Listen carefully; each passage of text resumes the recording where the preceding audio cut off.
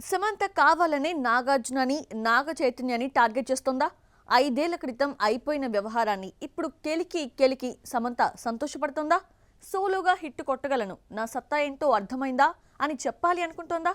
నేను మళ్ళీ పెళ్లి చేసుకొని సెటిల్ అవ్వగలను, మీరు నన్నేం చేయలేరు, నా బ్యాక్గ్రౌండ్ నాకుంది అని నాగార్జునకు డైరెక్ట్గా మెసేజ్ పంపుతుందా? మా ఇంటి బంగారం రిలీజ్ తర్వాత యాటిట్యూడ్ చూపించడం వెనుకున్న సమంత పరమార్థమేంటో చూద్దామా? ఇంతకాలం సైలెంట్ గా ఉన్న సమంత మా ఇంటి బంగారం రిజల్ట్ తర్వాత విశ్వరూపం చూపిస్తోంది. ఇంతకాలం తనలో ఉన్న అపరిచితురాలను బయటకు తీసుకొచ్చిందా అనిపిస్తోంది. పనిగట్టుకుని మరీ నాగార్జునను కెలుకుతోందా అనిపిస్తోంది. మా ఇంటి బంగారం హోర్డింగులు నాగార్జున ఇంటి వరకు పెట్టడంలో సమంత ఉద్దేశమేంటి? ఇదిగో నిన్ను కాదని సినిమా తీసి చూపించా, హిట్టు కొట్టి చూపించా అని నాగార్జునను, నాగ చైతన్యను సమంత రెచ్చగొడుతోందా, లేదంటే ఇదంతా ఎందుకు చేస్తోంది? సోషల్ మీడియాలో కొందరు కంటెంట్ రైటర్లు నాగచైతన్య రికార్డులను పోల్చి సమంత ముందు నాగచైతన్య వేస్ట్ అన్నట్లుగా ప్రొజెక్ట్ చేస్తున్నారు. ఇలాంటి కథనాలు రాసి వదలడం వెనుక సమంత పిఆర్ టీం బలంగా పనిచేస్తోందని టాక్. ఒక పిఆర్ టీంని పెట్టుకుని ఆ టీం ద్వారా సోషల్ మీడియాలో నాగార్జునని, నాగచైతన్యని, చైతు భార్య శోభితని సమంత డ్యామేజ్ చేస్తోందని టాక్ బాగా నడుస్తోంది. ఈ వ్యవహారం వెనుక సమంత కొత్త భర్త రాజ్ నీడుమోరు సహకారం కూడా ఉందట.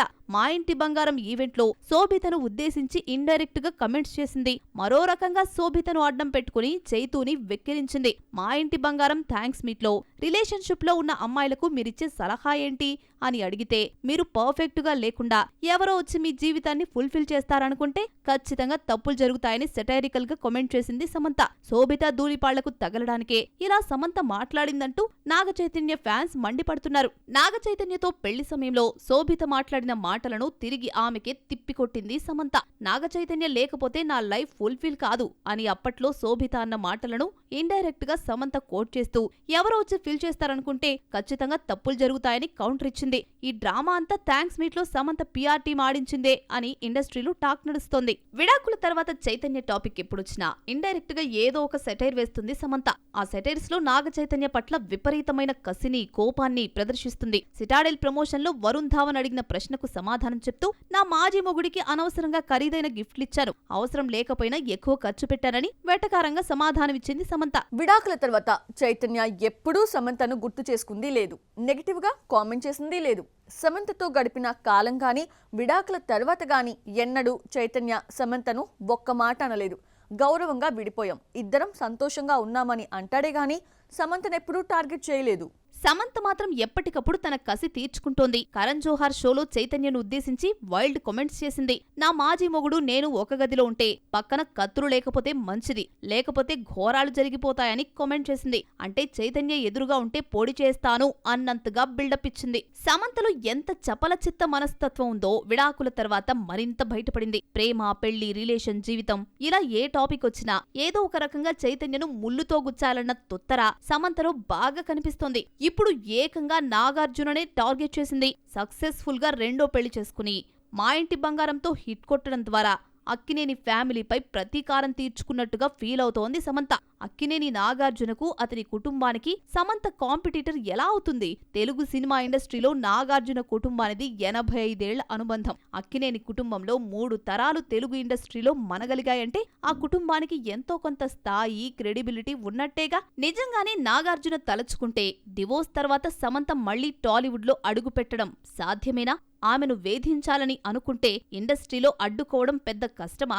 చైతన్య గాని, నాగార్జున గాని విడాకుల తర్వాత ఎంతో హుందాగా ప్రవర్తించారు. అవన్నీ మరిచిపోయి సమంత చాలా సందర్భాల్లో లేకిగా వ్యవహరించింది. పదే పదే తన ఇమ్మెచ్యూరిటీని బయటపెట్టుకుంది. దానికి తోడు పిఆర్ టీంని పెట్టి నాగార్జునతో కొత్త వివాదాలు తెచ్చుకుంటోంది. ఈ వ్యవహార శైలి భవిష్యత్తులో సమంత కెరీర్కే ముప్పు కావచ్చేమో. తెలుగు సినిమా సంగీతాన్ని కొన్నేళ్లుగా Devi Sri Prasad, Thaman ఏలుతున్నారు.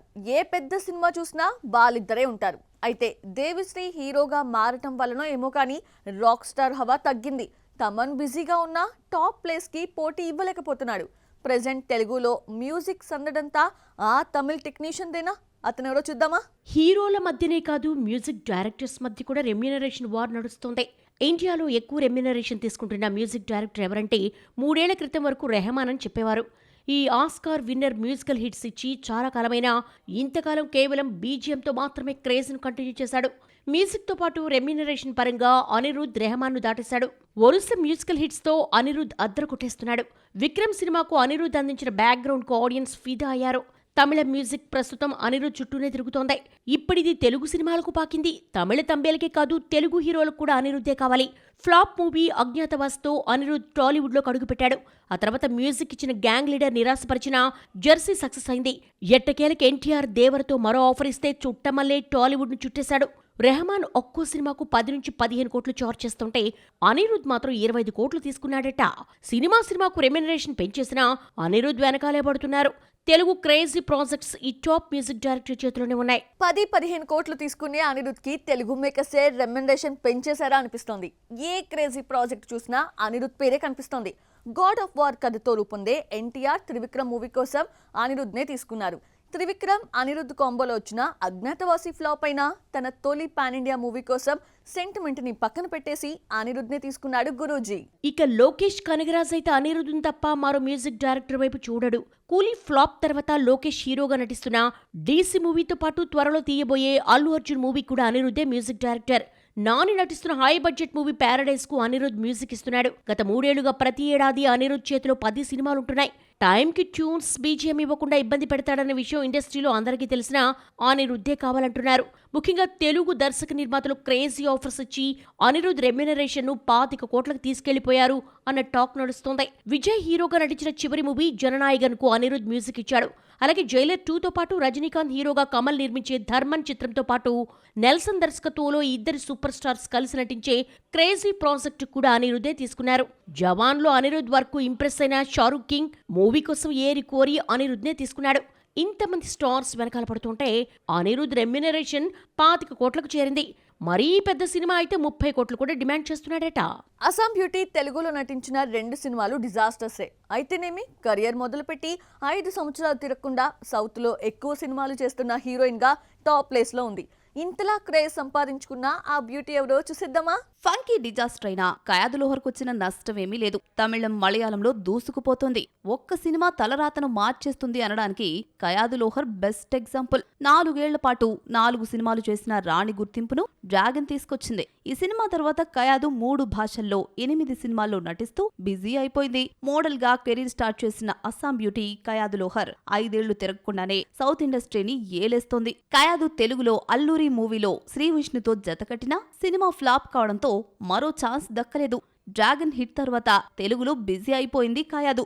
Nani pan India movie the Paradise లో ఛాన్స్ కొట్టేసింది. ఇక తమిళంలో ఇదయం మురళి, ఇమ్మోర్టల్, మంజనది వంటి 3 సినిమాలతో పాటు లేటెస్ట్ గా సూర్యతో జతకట్టే ఛాన్స్ కొట్టేసింది. జై భీమ్ తర్వాత సూర్య దర్శకుడు టీజే జ్ఞానవేల్ కాంబినేషన్ లో రూపొందుతున్న సినిమాలో హీరోయిన్ గా కయాదు సెలెక్ట్ అయింది. కయాదు లోహర్ సౌత్ లో బిజీ హీరోయిన్ గా మారిపోయింది. తమిళంలో 4, మలయాళంలో 3, తెలుగులో 1 మొత్తం 8 సినిమాలు చేస్తోంది. మలయాళంలో ఐఎమ్ గేమ్ మూవీలో దుల్కర్ తో నటిస్తోంది. ఖలీఫా ద ఇంట్రో, తారం వంటి మలయాళ చిత్రాలు చేస్తోంది. తెలుగు స్ట్రైట్ హిట్ పడితే గాని మన స్టార్స్ దృష్టి కయాదుపై పడదు.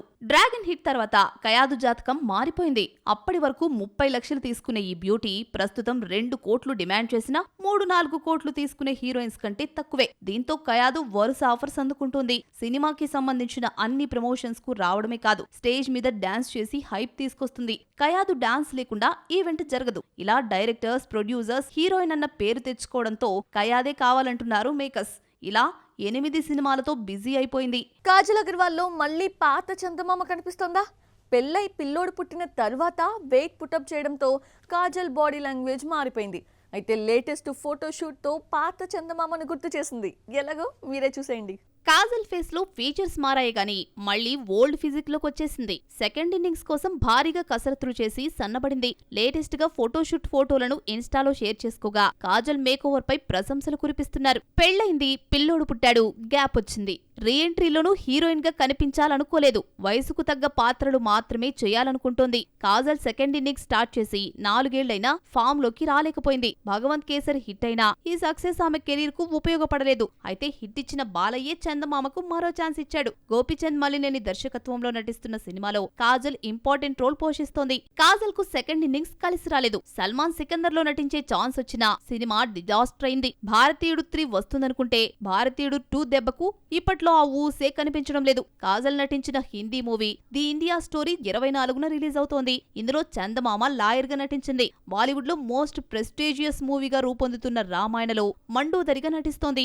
మరింత కాలం ఇండస్ట్రీలో ఉండడం కోసం ఫేస్ లో చందమామ కళ తప్పినా బాడీని మెయింటైన్ చేస్తోంది. బాక్స్ ఆఫీస్ లో మరికొన్ని అప్డేట్స్ ఇప్పుడు చూద్దాం. రామ్ పోతినేని మెగాఫోన్ పట్టిన సినిమా షూటింగ్ రీసెంట్ గా మొదలయ్యింది. ర్యాపో 23గా తెరకెక్కుతున్న ఈ సినిమాకు సంబంధించి ఓపెనింగ్ విశేషాలను వీడియోగా రిలీజ్ చేశారు. అఖిల్ అక్కినేని, భాగ్యశ్రీ బోర్సే జంటగా రాయలసీమ బ్యాక్ డ్రాప్ తో సాగే romantic action drama Lenin trailer ను విడుదల చేశారు. కిరణ్ అబ్బవరంతో వినరో భాగ్యము విష్ణు కథ తీసిన మురళీ కిషోర్ అబ్బూరు దర్శకుడు. సినిమా జూలై 10న రిలీజ్ అవుతోంది. సత్యదేవ్ నటించిన రావ్ బహదూర్ 3న థియేటర్స్ లోకి వస్తోంది. వెంకటేష్ మహా డైరెక్ట్ చేయగా ట్రైలర్ ను విడుదల చేశారు. సినిమాకు ప్రెజెంటర్ గా వ్యవహరించిన మహేష్ బాబు ఇచ్చిన రివ్యూ మూవీకి క్రేజ్ తీసుకొచ్చింది. సినిమా విచిత్రంగా, అందంగా ఉంటుందన్నాడు మహేష్.